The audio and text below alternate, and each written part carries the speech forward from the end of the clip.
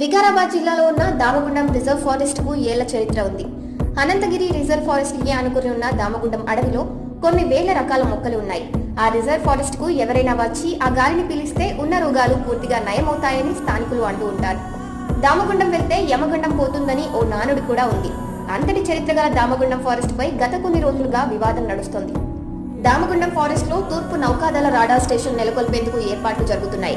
దాదాపు 3000 ఎకరాల అటవీ భూమిలో ఈ స్టేషన్ ఏర్పాటు చేస్తున్నారు. అయితే ఈ స్టేషన్ ఏర్పాటుకు ఫారెస్ట్ లోని 12 లక్షల మొక్కలు నరికివేయనున్నట్టుగా వార్తలు చక్కర్లు కొడుతున్నాయి. దామగుండం ప్రాంతంలోని అటవీ సంపద వన్యప్రాణులకు ముప్పు పొంచి ఉందని స్థానికుల నుంచి ఆందోళన వ్యక్తమవుతుంది.